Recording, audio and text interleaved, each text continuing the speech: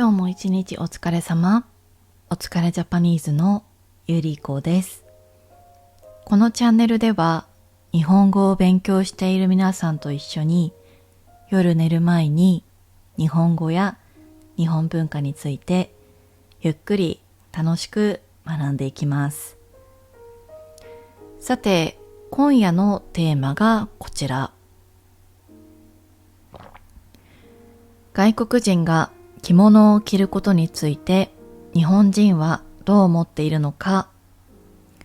実はこれ、私が海外の方からかなり頻繁に聞かれる質問の一つです。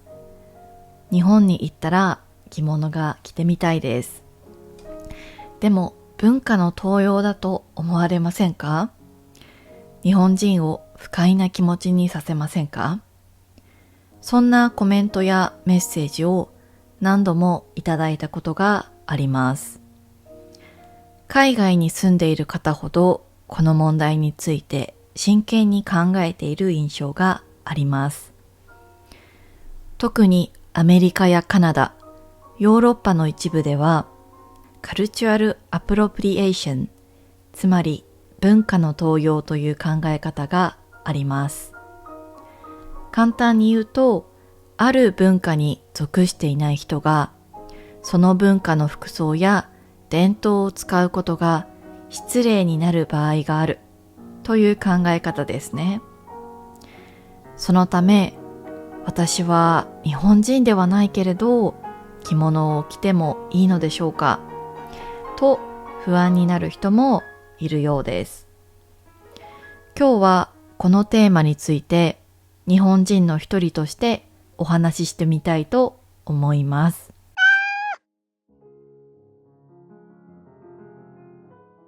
もちろんね、日本人全員が同じ考え方ではないんだけど、私自身の考えと私の周りの人たちがどのように感じているのかをお話しできればと思います。まず最初に結論から言います。私は外国人の皆さんが着物を着ることを歓迎しています。そして私の周りの家族や友人もほとんど同じ意見です。少なくとも私は外国人だから着物を着てはいけないという考え方を聞いたことがほとんどありません。むしろ着てくれてありがとうと思う人の方が多いと思います。なぜそう思うのか。理由はとても単純です。着物は今の日本では日常着ではなくなっているからです。もし皆さんが100年前の日本に来たら、街を歩く人のほとんどが着物を着ていたでしょう。さらに時代を遡れば、何百年もの間、日本人は着物を着て生活していました。学校へ行くときも、仕事へ行くときも、買い物へ行くときも、家でくつろぐときも、すべて着物でした。しかし、現代の日本では違います。私も普段は着物を着ません。おそらく皆さんが東京や大阪へ行っても、一日に何百人も見かける中で、着物姿の人はほんの数人だと思います。現代で着物を着る機会は限られています。成人式、卒業式、結婚式、お茶会、お祭り、お正月、そのような特別な日が中心です。つまり現代の日本では着物は日常生活から少し離れた存在になってしまいました。そしてこれは少し寂しいことでもあります。さらに驚くかもしれませんが、日本人であっても自分で着物を着られない人がたくさんいます。実際に皆さんはどう思いますか？日本人なら誰でも着物を着られると思いますか？実はそうではありません。久しぶり、モンジー。おいで、come here。テレビ見たい？私自身も簡単な浴衣なら着られます。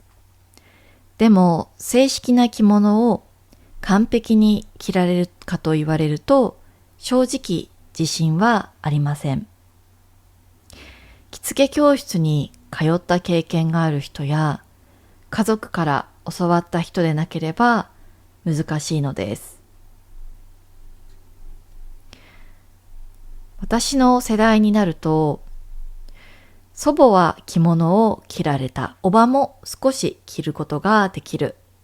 でも母は着ることができない。そんな家庭も珍しくありません。つまり着物文化は少しずつ弱くなっている部分があるのです。なので私は外国人の皆さんが着物に興味を持ってくれていることをとても嬉しく思います。なぜなら文化というものは愛されなくなった時に消えていくからです。着物文化を支えているのは着る人だけではありません。絹を作る人、反物を織る人、染色をする人、刺繍をする人、帯を作る人、草履を作る人、かんざし職人、着付け師、本当にたくさんの人が関わっています。もし誰も着物を着なくなれば、そうした職人の仕事も減っていきます。そして技術も失われていきます。だから私は日本人でも外国人でも関係なく着物を好きになってくれる人が増えることはいいことだと思っています。実際に京都や浅草、鎌倉では着物を着た外国人観光客をよく見かけます。私は鎌倉でガイドの仕事をしているので、そういう光景を見る機会はたくさんあります。あとね、普通にツアーで一緒に着物を着たいですっていう場合には、一緒に着物を着るケースもあります。そしてね、正直に言うと、私はその姿を見るのが大好きです。なぜなら皆さん本当に楽しそうだからです。写真を撮ったり、お寺を見物したり、お寺を見学したり、友達同士で歩いたり、着物を通して日本文化を体験している姿を見ると、日本人として嬉しい気持ちになります。ただし、一つだけ皆さんに知っておいてほしいことがあります。それはインターネットで有名な着物警察の存在です。これは正式な言葉ではありません。着物のルールやマナーに非常に厳しい人たちを指す俗称です。どうした？帯の位置が違う。襟が少しずれている。季節と柄が合っていない。草履の選び方が違う。そうしたことを細かく指摘する人たちです。ただし誤解しないでください。彼らは外国人だけを狙っているわけではありません。むしろ日本人に対しても同じです。時には日本人の方が厳しく注意されます。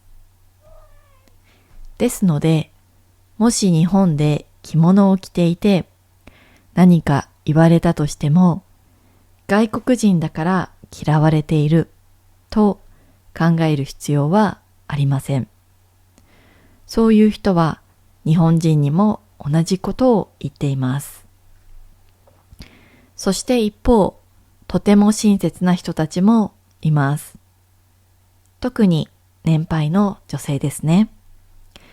実際に着物の襟が曲がっていたり、帯が少し崩れていたりすると、ちょっと直してあげるわ、と声をかけてくれる人もいます。怒っているのではありません。着物が好きだからこそ、綺麗に着てほしいと思っているのです。そして最後に、私からお願いがあります。着物を着るときは、ぜひ大切に扱ってください。なぜなら、着物は想像以上に高価だからです。安いものもありますが、高級なものになると100万円を超えるものもあります。帯まで含めればさらに高価になります。また中には今では再現できない技術で作られた着物があります。昔の職人が手作業で作った一点物もあります。だからこそ焼肉の煙やタバコの匂い、強い香水などには少し気をつけていただけると嬉しいです。もしね、焼肉が食べたかったり、タバコが吸いたかったら、着物を脱いでからにしましょう。着物を着ている間は、ちょっとね、そういうことをしない方がいいと思います。特にレンタル着物の場合は、次の人も着ることになりますよね。もし皆さんがそういった高価な着物を汚してしまったりした場合には、いくらね、お金が必要なのか正直わかりません。なので、なるべくね、汚さないように気をつけてもらえると嬉しいです。そして最後に、これは私が長年見てきて思うことですが、日本人だから着物が似合うというわけではありません。昔からなで型で首が長く胸が小さい女性が着物に向いていると言われていました。でも現代の日本人もそうとは限りません。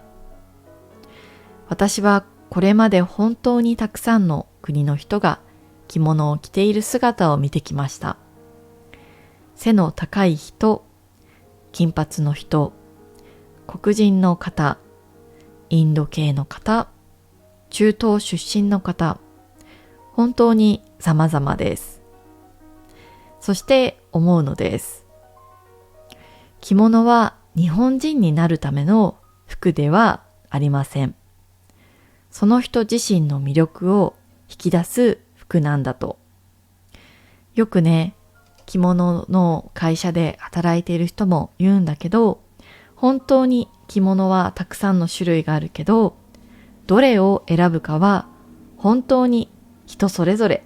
日本には十人十色ということわざがあります。10人いたら10人違う色があるよね、10個の違う魅力があるよねということですが、皆さんそれぞれ似合う色、似合う形、似合う髪型、違うと思います。でもそうしたいろいろなね、皆さんの魅力に、フィットできるのが着物の面白いところなのかもしれません。だからもし皆さんが着物を着るなら完璧な着方を目指さなくて大丈夫です。皆さんが日本人になる必要はないんです。大切なのは皆さんが日本文化を尊重する気持ちを持つこと、そして楽しむことです。もし日本へ来る機会があったら、ぜひ一度着物を着てみてください。きっと素敵な思い出になると思います。それでは今日も一日お疲れ様でした。また次回のお疲れジャパニーズでお会いしましょう。それではおやすみなさい。